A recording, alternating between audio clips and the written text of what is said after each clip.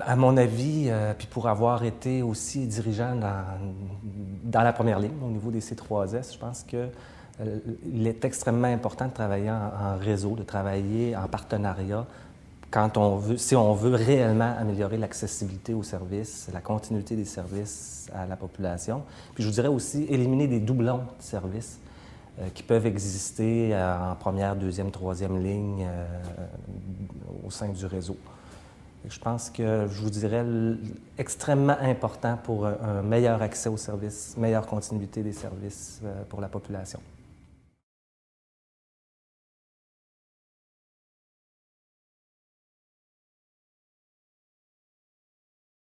Bien, je reste sur l'accessibilité aux patients, le travail en RLS. Puis je vous dirais que la réforme de la création des C3S, des RLS, puis de toute la responsabilité populationnelle, à mon avis, c'est la première vraie réforme clinique qui amène une plus-value aux patients, à l'usager, aux clients, parce que ça a fait tomber les murs entre les établissements, puis ça a permis de se centrer, en travaillant en réseau, en travaillant en partenariat, de se centrer sur l'accessibilité aux services pour la clientèle. Puis comme je disais, une meilleure continuité. Tous les patients qu'on interroge, ce qu'ils nous disent, c'est qu'ils sont tannés de répéter leur histoire. Donc, plus on va travailler ensemble, plus on va travailler en partenariat dans notre réseau, plus on va mettre en place des projets qui vont permettre aux clients une fluidité dans notre réseau, mais plus on va éliminer là, ces difficultés-là. Des exemples, on en a plein, puis je vous dirais dans la région de Québec, un beau projet qui a été mis en place depuis 4-5 ans, puis c'est des travaux continus. C'est en lien avec le CHUC et les hôpitaux de la région de Québec, c'est d'organiser des trajectoires de services de la première vers la troisième ligne, et en partenariat avec les C3S, les cliniques réseau et les hôpitaux. C'est un des exemples qui nous démontre que le travail de partenariat, quand on met ensemble tous les atouts, là, si je peux dire, pour un meilleur suivi de la clientèle, mais ça permet aux patients un meilleur suivi, un meilleur accès. On a développé 18 trajectoires de services de la première vers la troisième ligne avec les spécialistes, avec chacune des spécialités médicales, ce qui fait en sorte que, selon la gravité de la problématique de santé du patient, le médecin de première ligne réfère au spécialiste le patient et quand le patient arrive au spécialiste, tous les examens requis sont faits. Donc, ça évite même une deuxième, des fois une troisième visite chez le spécialiste parce que le patient est mieux préparé puis il est pris en charge. Il y a un engagement du spécialiste de prendre en charge le patient selon la gravité dans le nombre de jours déterminé, selon la gravité du cas. Fait que ça, c'est 18 spécialités là, qui sont fluides là, dans la région de Québec.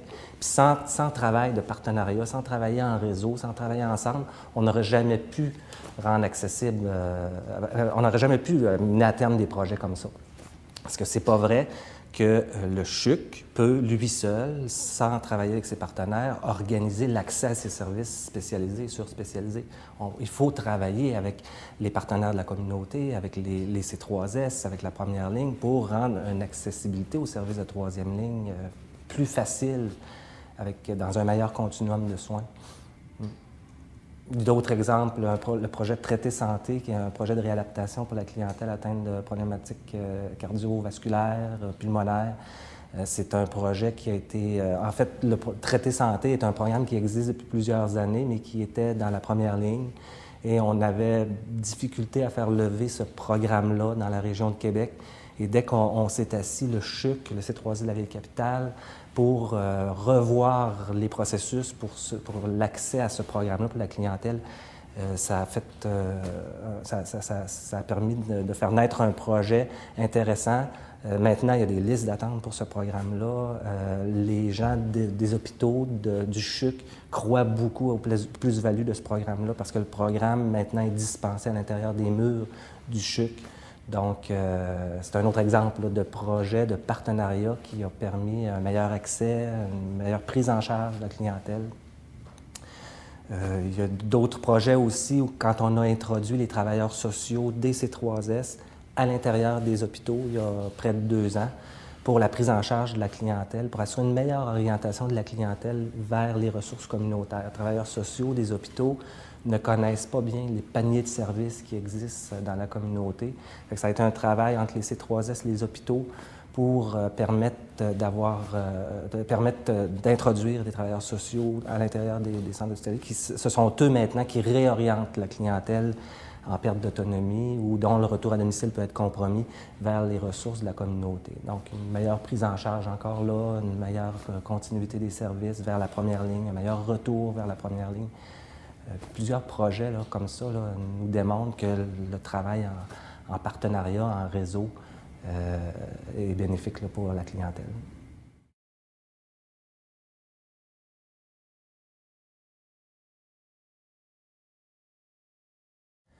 Bien, un CHU, on sait au Québec que les CHU ne sont pas intégrés dans les C3S. Hein. Les 5 CHU au Québec ne sont pas intégrés. Donc, ça représente un enjeu. Par ailleurs, comme CHU, nous, à Québec, on a un rôle de leadership dans le travail en réseau pour assurer un accès, comme je disais tantôt, un accès aux services de deuxième, troisième ligne, les services spécialisés, surspécialisés.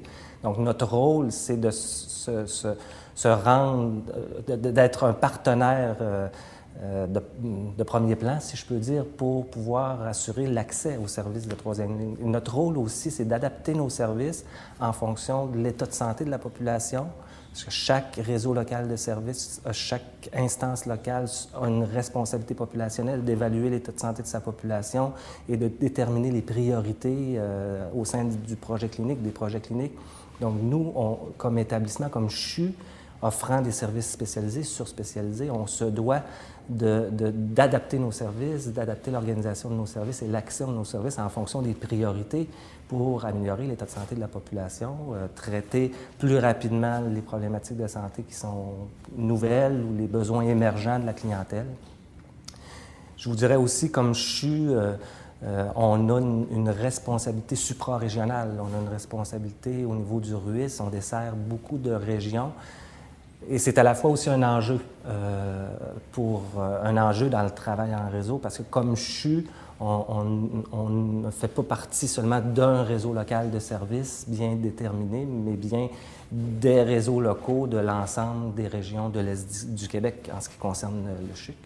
Donc, on se doit d'être un partenaire de premier plan pour pouvoir améliorer l'accès aux services spécialisés, surspécialisés et en meilleure continuité de service. Donc, on ne pourrait pas travailler seul. On se doit de travailler avec les partenaires, avec les C3S, avec les établissements régionaux, avec les établissements de réadaptation.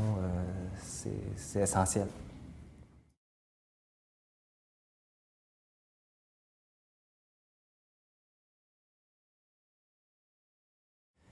Bien, les défis, comme je vous dis, comme premier défi, les CHU n'étant pas intégrés au C3S, on a un défi là, de toujours assurer un partenariat solide, un lien de confiance avec nos partenaires, parce qu'on voit les C3S avec des hôpitaux qui offrent des services spécialisés intégrés.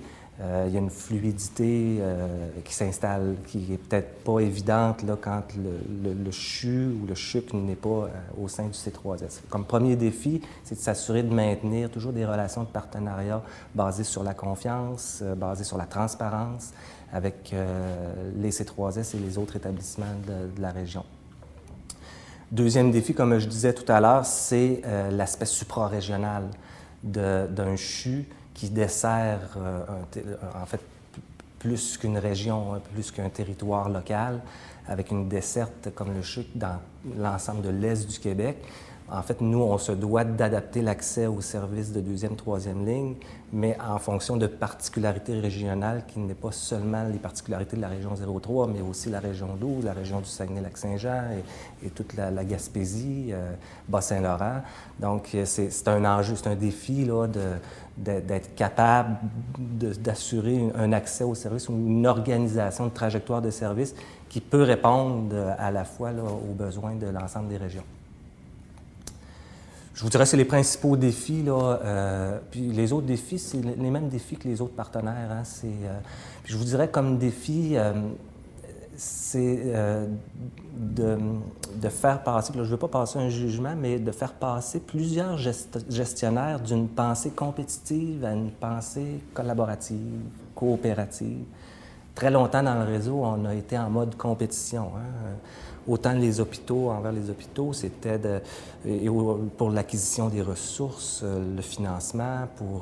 Maintenant, il faut changer notre mode de pensée, puis passer de la compétition à la collaboration, à la coopération, puis en étant centré sur le patient. C'est un défi, puis ça peut prendre même une génération ou deux avant de changer ces mentalités-là, ces cultures-là, qui parfois sont un blocage au travail de partenariat ou au travail en réseau. Mais je dirais depuis 2004, maintenant en 2012, là, de plus en plus, on voit disparaître ça, ces cultures de compétition-là. On est beaucoup plus en mode collaboration, en mode coopération, mais nous, comme dirigeants, on se doit de valoriser ça. On se doit de valoriser le partage, la transparence, la confiance, le travail de partenariat. C'est presque au quotidien là, qu'on se doit, avec nos équipes, de démontrer cette ouverture-là pour la clientèle. Dans le fond, c'est pour la clientèle.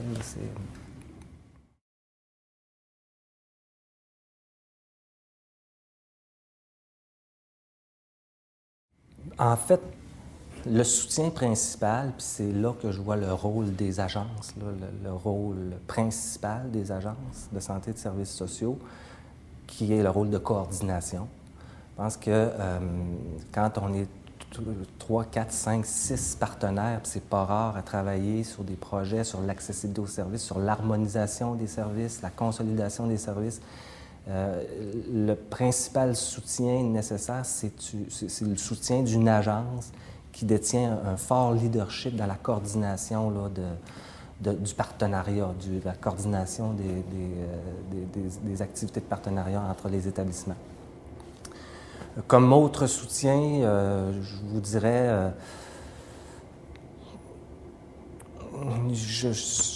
moi je pense qu'une bonne coordination, c'est le soutien principal qui est nécessaire parce que ça coûte pas plus cher travailler en réseau, ça coûte pas plus cher travailler en partenariat, ça nécessite pas de ressources de plus, c'est juste de faire autrement, de faire tomber les murs entre les établissements, puis de placer le patient au cœur des préoccupations, d'éviter les doublons. Le principal soutien aussi, c'est une volonté ferme, autant régionale que des conseils d'administration, de s'ouvrir à redistribuer des ressources. Tantôt, je parlais de mode de compétition. Comme je dis souvent, si le CHUC était à l'intérieur du C3S, de la Vieille-Capitale, on ne s'obstinerait pas longtemps pour réallouer des ressources vers des services de première ligne, et l'inverse aussi, quand on voit des services qui doivent être plus offerts en deuxième, troisième ligne. Donc, il doit y avoir une volonté ferme là, des conseils d'administration, des hauts dirigeants de la région, de l'agence, à re-questionner des modes d'allocation de ressources ou de réallocation de ressources, non seulement à l'intérieur d'un établissement, mais à l'intérieur d'une région, pour améliorer les accès aux services.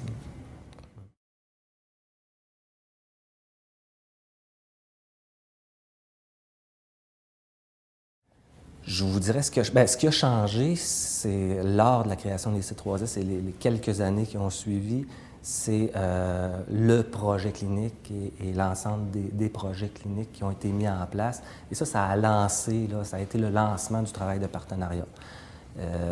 Avant ça, on avait des projets régionaux où il y avait des comités de formés, mais d'élaborer un projet clinique X, je vais prendre l'exemple personne âgée ou perte d'autonomie liée au vieillissement, je devrais dire, ça a permis que chaque établissement se connaisse mieux, connaisse l'offre de service qui est offerte et d'analyser l'offre de service, de voir les écarts, de permettre aussi de travailler ensemble pour mettre en fait une volonté de combler ces écarts-là dans l'offre de service, peu importe qui est l'établissement ou le partenaire qui offre ce service-là. Donc ça a changé. Il y a eu un changement de culture à ce moment-là parce que dans la région de Québec, on a commencé avec 6 projets cliniques. Il s'est en ajouté 3 les années subséquentes. Donc, ça, c'est d'asseoir des gens, puis de travailler autrement, faire tomber les murs, puis travailler avec une analyse globale de l'offre de service, plutôt que dans mon établissement, j'analyse l'offre de service selon certaines statistiques ou certaines données. Mais là, il y allait plus vers une approche régionale de responsabilité populationnelle. Je vous dirais la responsabilité populationnelle des C3S aussi, comme je disais tantôt, ça a changé au niveau des CHU, au niveau des hôpitaux. Ça a amené l'obligation à prendre connaissance des analyses populationnelles qui sont faites par les C3S pour mieux comprendre les écarts de service, les besoins de la population, les besoins émergents pour améliorer l'état de santé de la population. Donc, ça a permis là, de s'ouvrir à l'état de santé populationnel plutôt que de toujours être concentré sur le mode de guérison ou le mode curatif. On s'est vu comme CHU l'obligation de s'ouvrir sur le mode préventif puis de travailler en collaboration avec l'ensemble des acteurs de la région pour une amélioration de l'état de santé de la population. Ça a changé aussi le quotidien là, de plusieurs gestionnaires parce qu'on a, comme je vous disais, la mise en place des réseaux locaux, la mise en place du partenariat. En fait, le partenariat existait avant, mais cette réforme-là est venue confirmer une volonté de travailler mieux ensemble et de mieux arrimer nos services. Donc, ça a changé le quotidien de plusieurs gestionnaires qui ont dû s'ouvrir sur le réseau plutôt que de rester plutôt dans un mode intra-hospitalier en ce qui concerne le CHUC. C'est des changements positifs, puis je vous dirais qu'on n'est pas encore rendu à terme. Hein? On est en évolution, de plus en plus, comme je vous disais, on voit une culture de partenariat, une culture de coopération, de collaboration qui s'installe, mais c'est vraiment notre quotidien là, de voir, nous comme dirigeants, s'assurer que les personnes qui œuvrent dans nos établissements soient en mode collaboration, en mode partenariat. Toujours revenir sur le besoin du client, peu importe où il se situe dans le réseau, dans le continuum de soins et de services.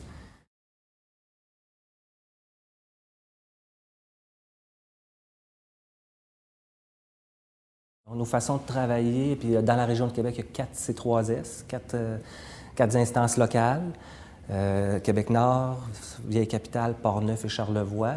Puis comme CHU, comme CHUC, on travaille de la même façon, là, je vous dirais, avec les particularités locales, évidemment, là, de chacun de ces établissements-là. Mais non, on a un mode de... Puis je vous dirais, dans la région de Québec, il y a une belle harmonisation au niveau inter-C3S. Là. Les C3S ensemble, les 4 C3S travaillent beaucoup ensemble pour harmoniser les services, harmoniser les façons de faire. Quand on parle de guichets d'accès, de mise en place de guichets ou de... il y a une volonté de faire ensemble justement pour permettre les acteurs de la troisième ligne, les hôpitaux spécialisés, surspécialisés, d'avoir un mode uniforme là, de référence de la clientèle ou de partage de clientèle. Il n'y a pas vraiment de différence là.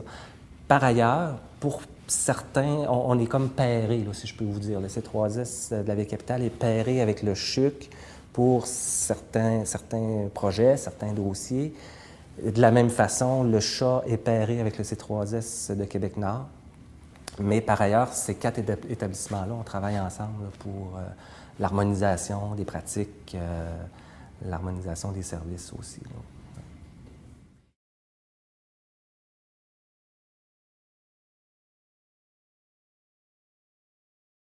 Ce qui a changé, c'est vraiment l'ouverture vers le réseau. On est beaucoup moins hospitalo-centriste et on est beaucoup moins, je vous dirais, c'est pas péjoratif, mais le CHUC se voit et se situe aujourd'hui au même niveau que ses partenaires. Autrefois, on pouvait peut-être voir ou sentir que le CHUC se situait ou se voyait à un niveau hiérarchique supérieur, considérant l'hiérarchisation des services. Mais je vous dirais que ce qui a changé dans la culture et la mentalité, c'est de s'ouvrir sur le réseau, c'est de travailler en collaboration, de travailler de façon étroite. C'est dans la culture qu'il y a eu un changement. Comme je vous disais, le partenariat existait avant quand même, mais disons, sous des principes différents ou des façons de travailler différentes, la façon de vivre le partenariat différemment. Maintenant, on travaille vraiment, puis on est souvent à la blague, on se dit, bien, je devrais avoir un bureau au C3S, puis le DGA du C3S devrait avoir un bureau au CHUC, parce qu'on est très, très souvent ensemble. Très souvent, on travaille des dossiers ensemble. Même, on développe des stratégies ensemble pour la consolidation des services. On devient, puis ce qu'on ne voyait pas en 2004, là, on devient des confidents professionnels inter-établissement dans l'organisation des services. J'appelle ça de même, confident professionnel, mais ça exprime la culture là, qui est venue s'installer, de travailler ensemble, puis peu importe sur quel payroll je suis inscrit, quel employeur j'ai, le client est ma priorité, puis on travaille beaucoup plus en partenariat. Je vous dirais ce qui a changé au CHUC, c'est l'ouverture vers le réseau, c'est l'ouverture vers le partenariat, puis c'est de laisser entrer le partenaire chez soi, puis de se permettre de regarder ce qu'on fait de bien, ce qu'on fait de moins bien, ce qu'on devrait améliorer ensemble comme soins et services à la clientèle.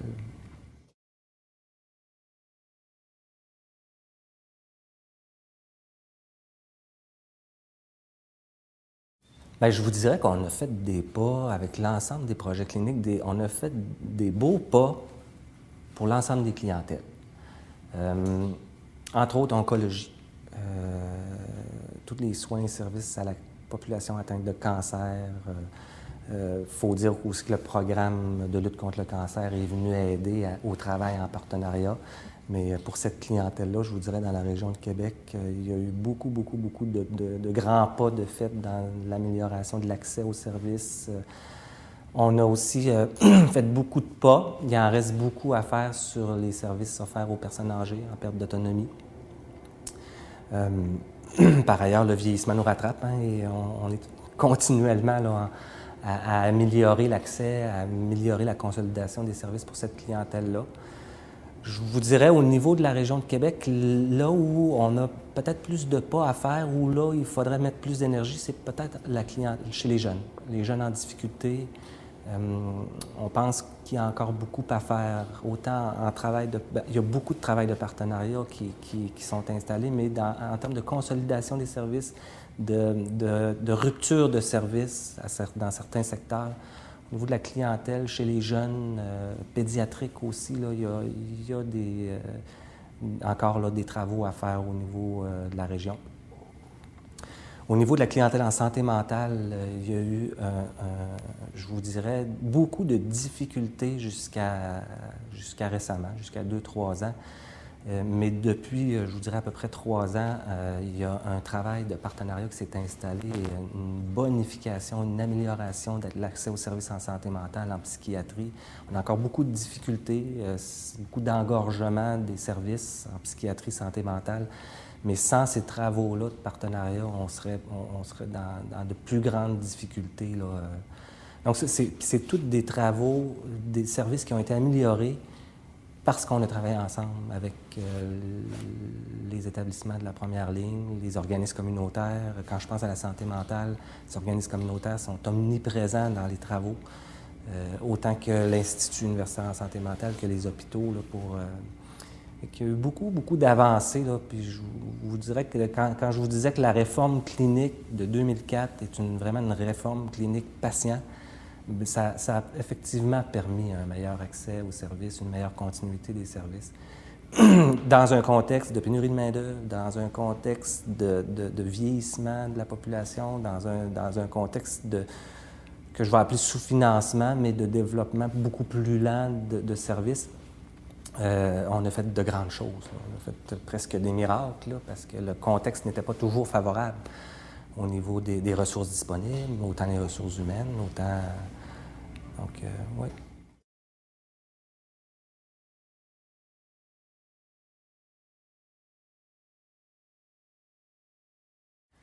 En fait, en oncologie, je vous dirais, il y a 7-8 ans, l'usager qui allait voir son médecin de famille, chez qui on diagnostiquait un cancer, sortait du cabinet de son médecin de famille et là devait courir après ses services, devait frapper à toutes les portes pour avoir les examens requis, les examens d'investigation, prendre un rendez-vous à l'hôpital pour pouvoir voir un chirurgien ou un oncologue. Le client se retrouvait démuni, ne savait pas où s'adresser. Avec les travaux qu'on a faits, avec la mise en place du programme de lutte contre le cancer, avec la mise en place d'infirmières pivots en oncologie, maintenant, 8 ans après, le client est pris en charge par l'infirmière, est pris en charge par une équipe. Et donc, le client n'a plus à avoir l'anxiété de devoir cogner aux portes, de devoir trouver à quel endroit il peut trouver son service, à quel endroit il peut avoir son examen d'investigation. C'est l'équipe, c'est l'infirmière pivot qui va organiser tout au long de la trajectoire de service, les services pour ce patient-là. C'est un exemple concret d'amélioration de l'accès aux services et de la continuité des services aussi là, entre le médecin de famille, l'équipe de première ligne, l'équipe spécialisée en oncologie au CHUC. C'est un exemple concret. Puis, mis à part l'ajout de quelques infirmières, ça ne nécessitait pas de financement de plus. Ça nécessitait juste d'avoir une meilleure collaboration, un meilleur arrimage entre les services qui sont offerts de la première vers la troisième ligne pour la clientèle en oncologie. Travailler ensemble, travailler en équipe interdisciplinaire, travailler en fait toute la pratique collaborative, de collaboration interprofessionnelle, autant en première, deuxième, troisième ligne. Donc, c'est un exemple concret qui a amené de meilleurs services aux patients.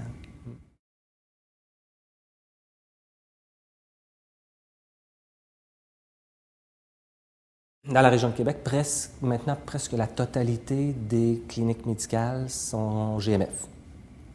Les cliniques réseau à Québec, le concept de clinique réseau regroupe quelques GMF en réseau dans lequel on a organisé l'accès aux services de sans rendez-vous pour la clientèle vulnérable, entre autres. On a mis en place une équipe composée d'infirmières, principalement d'infirmières, mais avec la collaboration aussi des travailleurs sociaux ou des professionnels du C3S. Et l'aspect le plus majeur, je vous dirais, c'est la prise en charge du client. Le client qui se présente sans rendez-vous, qui devrait, bon, je vais vous donner l'exemple en gastro-entérologie, le patient qui présente une rectoragie. Le médecin évalue et c'est l'infirmière de la clinique réseau qui prend en charge, et ça en fonction des travaux qui ont été faits pour les trajectoires de la première vers la troisième ligne. En gastro-entérologie, pour chacun des diagnostics, on s'est assis avec les gastro-entérologues de la région 03 et on a déterminé dans quel délai le gastro-entérologue devrait prendre en charge le client selon la problématique qu'il présente. Donc, on a établi des critères partagés, communs, uniques, et des examens diagnostiques requis pour chacune de ces problématiques de santé-là pour avoir accès voir le gastro-entérologue. Donc, le patient, en sortant du bureau du médecin, est pris en charge par l'infirmière. L'infirmière organise tous les rendez-vous de diagnostic, s'il y a nécessité de passer une colonoscopie, s'il y a nécessité de passer des examens laboratoires, des ponctions veineuses. L'infirmière prend en charge, organise l'accès, et on a des accès réservés au plateau technique pour que ces examens-là se réalisent dans les bons délais, pour que quand le client va arriver 5 jours, 7 jours ou 30 jours, dépendant de la gravité de son cas, chez le gastro-entérologue, l'ensemble des examens vont être faits, vont être au dossier, et le gastro-entérologue va avoir déjà une impression diagnostique de la problématique de son patient. Avant ça, bien, vous savez comme moi que le client sortait du bureau de son médecin avec sa petite prescription, puis devait encore là cogner aux portes, téléphoner à 56 endroits pour pouvoir passer son examen avec des attentes prolongées, sans priorité pour ces examens-là. Donc ça nous permet de gérer la pertinence de la consultation médicale et non pas seulement gérer des listes d'attente ou un patient derrière l'autre qui doit passer des examens. Donc, selon la gravité du cas, selon la pertinence clinique, le patient a accès aux spécialistes au moment requis. Si le patient peut attendre 3 semaines, il va être vu dans 3 semaines. S'il doit être vu dans 3 jours, il va être vu dans 3 jours avec les examens au dossier.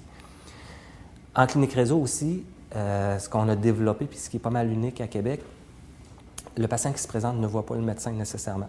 C'est l'infirmière qui fait une évaluation de la santé physique et mentale du patient. Et dans plusieurs cas, le patient n'aura pas besoin de voir le médecin. Le problème va être réglé par l'infirmière ou l'infirmière va orienter le patient vers un autre professionnel si ça ne nécessite pas une consultation médicale. Et ça, je vous dirais que c'est un travail qui a été de longue haleine parce qu'on comprend le système de rémunération médicale, mais on s'est rendu compte que ça permettait un meilleur accès, puis ça permettait, comme je vous disais, de gérer la pertinence d'une consultation médicale et d'orienter le client vers le bon professionnel de santé qui peut répondre à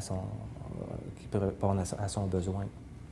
C'est un exemple. Puis ça, c'est développé dans 18 spécialités médicales. Cardiologie, gastro-entérologie, orthopédie, dermato, psychiatrie. Donc, on continue là, de développer là, ces trajectoires de service-là avec les critères établis.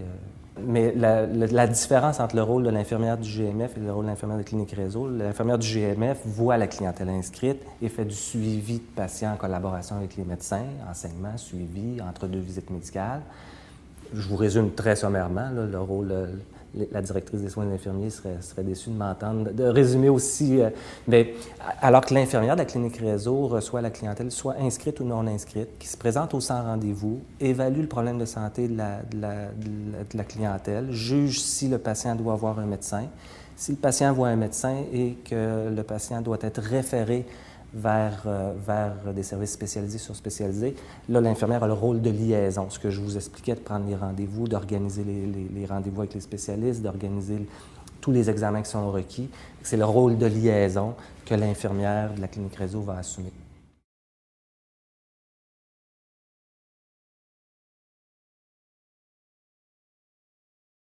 Le rôle du CHUC à Québec, c'est de s'inscrire évidemment comme premier partenaire de premier plan, je dirais, dans chacun des RLS, dans chacun des C3S de sa desserte, parce que comme je vous disais, on dessert l'Est du Québec. Notre rôle, il faut s'approprier les travaux d'analyse de la santé de la population. Comme je disais, il faut comme CHUC, on adapte nos soins, nos services selon les tendances qui se dégagent de l'état de santé de la population. On se doit aussi, dans l'exercice parce que la responsabilité populationnelle, elle s'exerce avec les partenaires. Évidemment que c'est pas seul le C3S qui exerce, mais en partenariat, la responsabilité populationnelle est exercée. Donc, d'adapter nos services, d'adapter l'accès à nos services selon les particularités de l'état de santé de la population et de s'assurer d'un accès plus rapide. En fait, je vais vous donner un exemple. Si dans un territoire X, on a beaucoup de maladies pulmonaires parce qu'il y a des mines ou puis qu'on se doit d'avoir une organisation de service ou une trajectoire de service particulière pour avoir accès aux services de 2e, 3e ligne spécialisés, bien, c'est dans notre rôle d'établissement offrant des services surspécialisés, c'est de s'inscrire adéquatement dans l'accès aux services en fonction des particularités locales.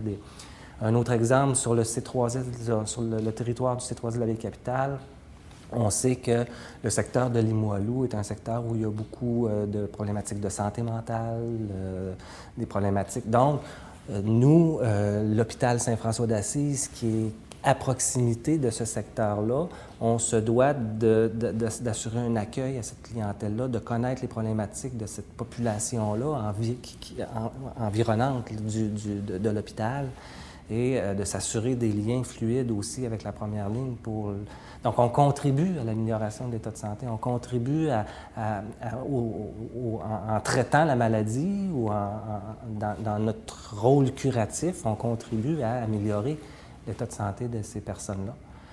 On a un rôle aussi de retour d'informations vers la première ligne pour s'assurer que la clientèle qui passe dans nos services ait une continuité de service lorsqu'elle revient là, dans la communauté. Donc, c'est là que je vois notre rôle de contribution, comme je suis là, au niveau de la responsabilité populationnelle.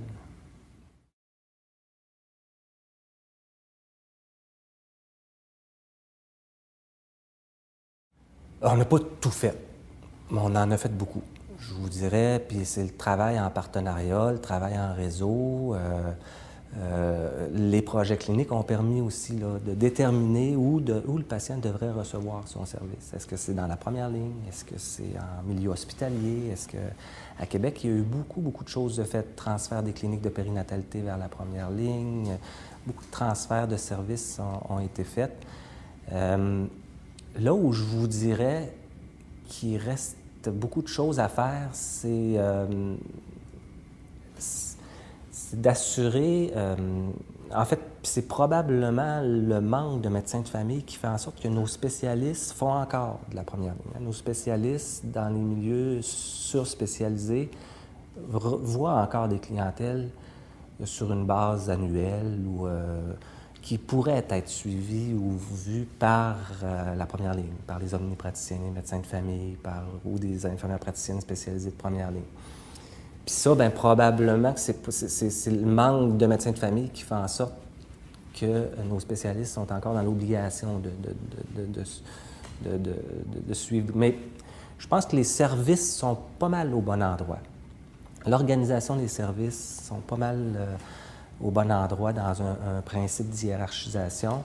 Par contre, est-ce que tout le monde ne fait que le service requis par sa compétence, sa fonction? Je ne crois pas. Là. Il y a encore des grands bouts de chemin à faire à ce niveau-là. Puis d'un autre côté, ce n'est pas un manque de volonté de retourner des services vers la première ligne qui pourrait ou qui devrait s'offrir en première ligne. Mais avec raison, les omnipraticiens nous disent on en a assez, là, on ne peut plus en prendre davantage. Donc, je vous dirais, là, la pénurie des effectifs médicaux, le manque de médecins de famille fait en sorte que c'est peut-être là la plus grande difficulté. Et c'est peut-être avec une consolidation des services de première ligne qu'on va être capable de terminer là, je vous dirais, je vais dire ça comme ça, mais terminer le ménage qu'on doit faire là, pour mettre les bons services au bon endroit, pour que le patient soit vu par le bon intervenant au bon endroit dans notre réseau.